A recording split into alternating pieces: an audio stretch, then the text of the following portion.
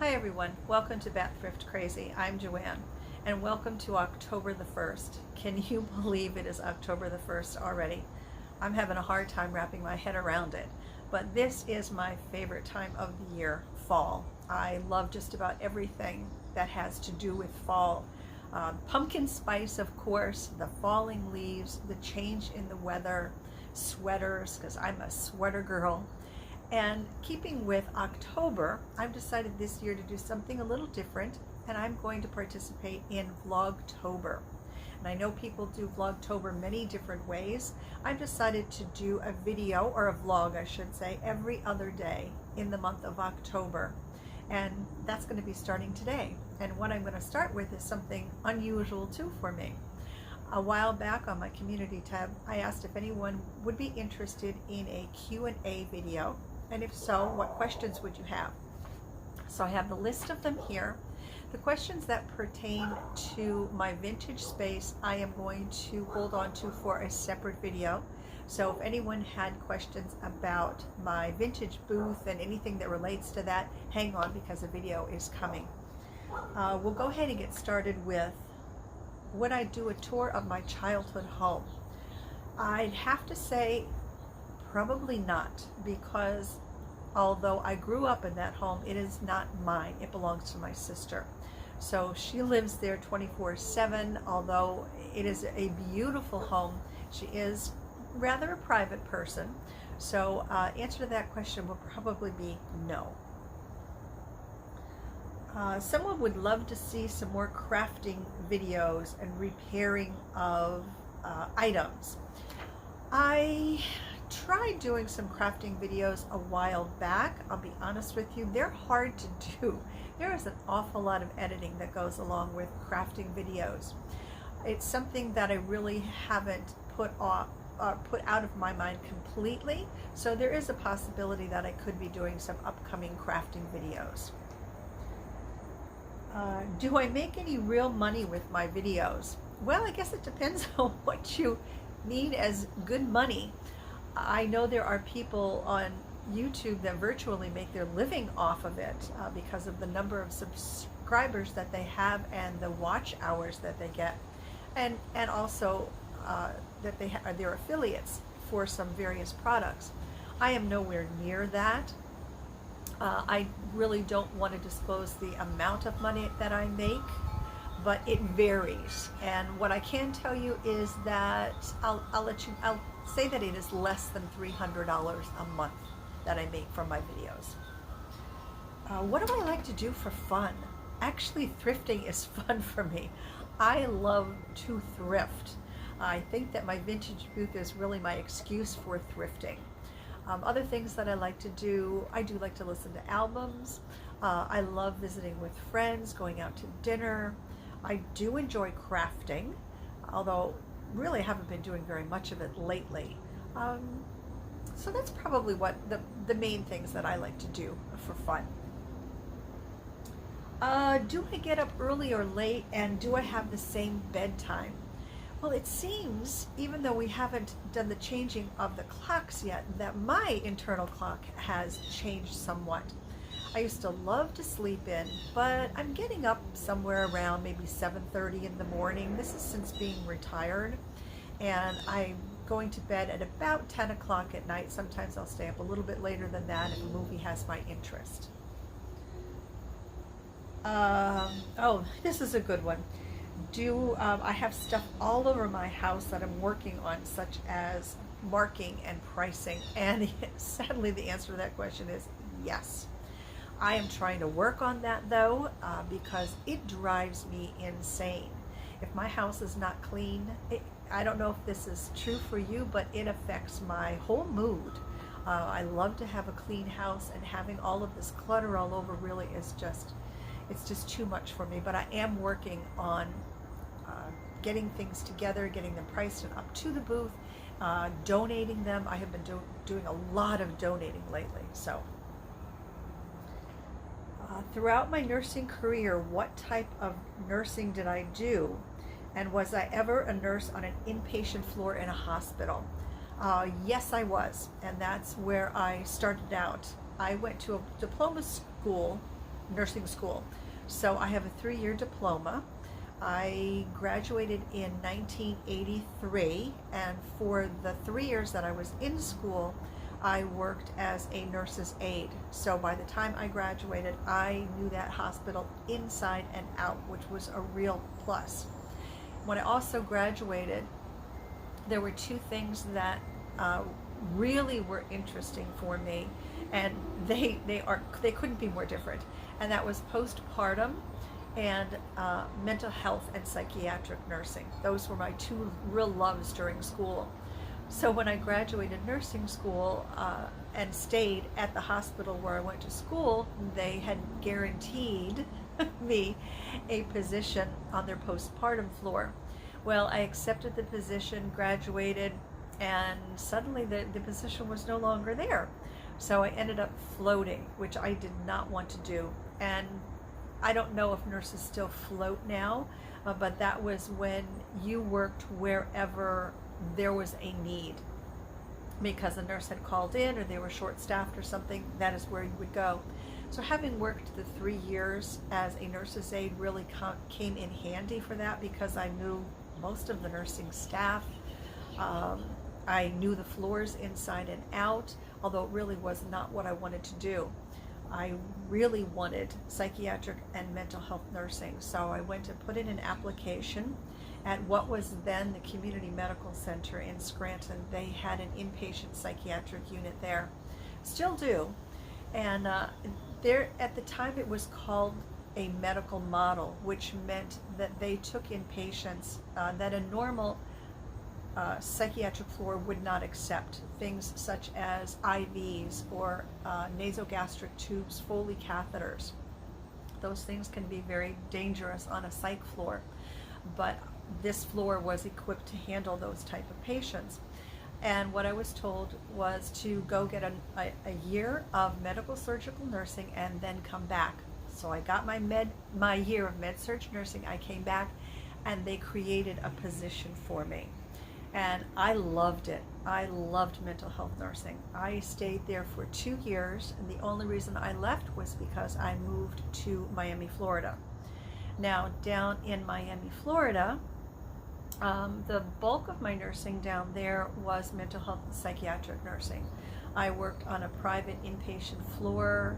I also worked at a crisis center, which was, and that kept you on your toes, let me tell you, but it was a lot of fun.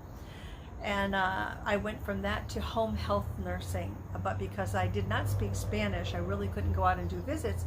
So I did quality assurance within the office, which was reviewing records and making sure that guidelines were being met, and reviewing nurses' notes and such. And you know, if a signature was missing, call in the nurse to sign it, that sort of thing.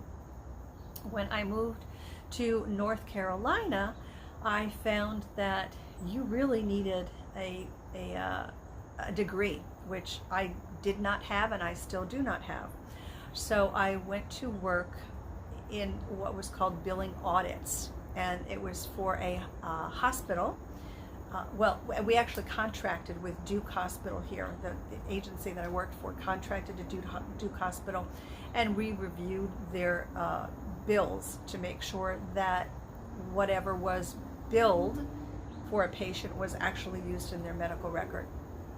I did that for several years, and then I went to work for another company that did Medicaid pre-authorizations for inpatient hospital stays. And I was there for a very long time. It was a great group of people, very cohesive. It was like another family. From there I went on, and with another woman we started up a company that provided data abstraction nurses, and they went out to various hospitals, research facilities, doctors' offices, and abstracted or took data out of those records that was needed. I did that for a couple of years. Then I went on to, oh my goodness, clinical trials. And well, before the clinical trials, I answered phones for pharmaceutical companies when patients would call in with questions, or if they had an adverse reaction to a medication, we would take down the report. And from there, I moved into clinical trials. I didn't conduct the trials. I was behind the scenes writing up the safety reports for those adverse events that came in that I used to take in. Then I would write up the reports that went on to the FDA, and I did that until I retired back at the very, very end of 2023. So that was a long answer to a short question.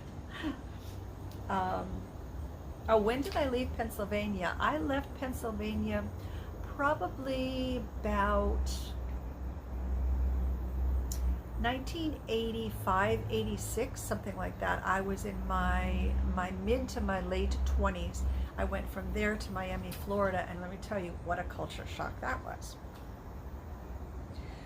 Would I be willing to give a house tour of my own home? I have to tell you, I probably will not do that because my house is my private place, and I'm sure you can understand that. I wouldn't mind doing clips of little bits of rooms where I have used my thrifted finds to do some decorating, that sort of thing. But that's probably all that you would see of my home. And at Christmas time too, you know, the family room is decorated for Christmas and that sort of thing. I could definitely do that. Have I ever found a very valuable item thrifting? First thing that pops into my head is a pair of Chanel shoes that I found once at, actually I have two things that pop into my head. A pair of Chanel shoes that I found at a Goodwill, and they were maybe $3 at the time because it was years ago. I can't remember what I ended up selling those for on Poshmark. The second thing that really pops into my head is a bag by, I can't remember the name of it now, and I'll put it on the screen below because it will come to me eventually. It was a very small saddle bag, they called it, and I probably paid about $4 for it, and I ended up selling that through The Real, and they had it listed on their site for $1,200, and I got a little over $800. So not a bad return on a $4 purchase. What is the most favorite item that I have ever thrifted? Oh my goodness, that is a good one, and that really, really makes my mind think.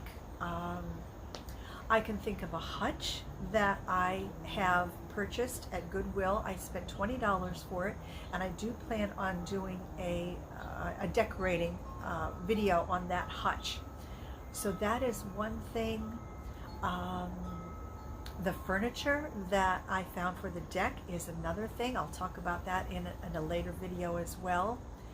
And what else have I found that my favorite item?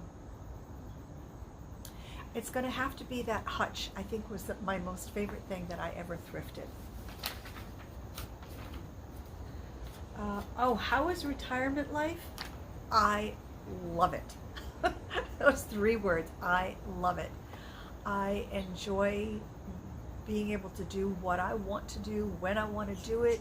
I don't have any deadlines, which my last position was deadline ridden. I mean, because we had to get reports into the FDA on time, we had deadlines for everything.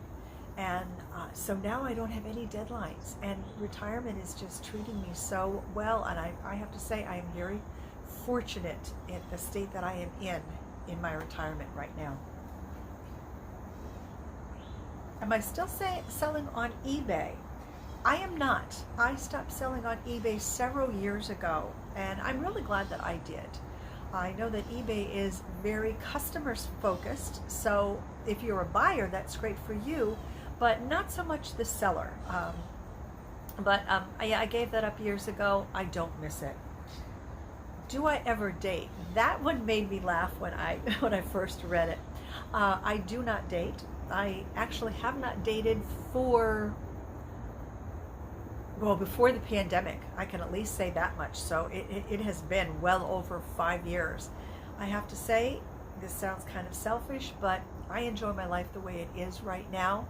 I don't have to answer to anybody. And when you get into a relationship, I mean, it's give and take. You do have to do some answering to somebody. And I'm at a point in my life that I just don't want to do that. And I'm enjoying things as they are. Oh, how long have I been a vegan? And I wish I could remember that. I have to say it's been a good 10 years at least. And before I was a vegan, I was a vegetarian. So making that switch from vegetarian to vegan was a lot easier for me. I could imagine going from, a non-vegetarian straight to veganism would be a very difficult and hard step. But again, going from vegetarian to vegan was easy. And like I said, it's been probably at least 10 years. Would I consider sharing some of my favorite vegan recipes? Absolutely. I have a couple of videos that I'm thinking about for Vlogtober where I will be sharing some of my recipes or with you. And I hate to say this, but you don't have to make them vegan. If you like the recipe, you can make them your own way. And there are a lot of recipes that I find that I say, oh, that would really be good, but I can make them vegan. Can I describe my thrifting journey? I think that finally started when I first moved to North Carolina, because I did not work for the first 6 months that I was here. Although I was married, we really had to cut costs. So I thrifted. I started by thrifting all of my clothes. And then I started seeing things out there that were beautiful clothes, some new with tags, and they didn't fit me. And I thought, oh my goodness, I just hate leaving this here. So then I started my Poshmark closet so I could share those finds with other folks. And then that evolved into eBay, and I also tried Etsy. I've tried Etsy 2 times and did not do well either time on Etsy, so I'm not going to give it a third time. And started my booth, I don't know, this is actually the 3rd booth that I have had, a vintage booth, so that's where I'm at right now. And I still do sell on Poshmark, and then from my YouTube channel. Okay, I think I answered that. Where was I born? I was born at the 97th Army General Hospital in Frankfurt, Germany in 1959. My dad was stationed over there. He was Army. And I was the only child born out of the country. My brother and my sister are older than me. Well, I've lost my brother, but they're both older than me. My sister's 13 years older than me. My brother was 11 years older. And they got to see all kinds of sights in Europe. I saw nothing because I was so tiny. But I do like to take the medal for being the only one that was born out of the country. And I did get to go back once to Germany when I lived in Miami, and I have to say, I loved it. I absolutely loved it. I could have stayed there and just had somebody send all my belongings over. It was a wonderful country. Somebody says they remember when I sold my home in Florida, and do I ever travel south? Yes, I sold that home I was so blessed with this. I sold that home just before the pandemic hit. And I have not been back to South Florida in a number of years. Actually, when I sold the home. So it was probably maybe beginning of 2020 was the last time that I was in Florida. And do I miss Pennsylvania? There are some things that I do miss about Pennsylvania. I don't miss the city of Scranton itself. The evolution that Scranton has taken, just honestly, it hurts my heart. I remember growing up there when the architecture was so wonderful. It was the very Gothic architecture there, and I really enjoy that. I love the older homes, and they used to even have brick streets on some of the streets in the hill section. So it was a wonderful place to grow up, but it's just changed over the years, where I just don't think it is a change for the better. So besides all of the questions that, like I said, I'm going to save for the booth, that is it. So I do hope that you enjoyed learning a little bit more about me, and thank you to everyone who submitted questions. I really do appreciate it. And I'll see you again in a couple of days in my next vlog. I hope you enjoyed, and take very good care of yourselves, everyone. Bye-bye for now.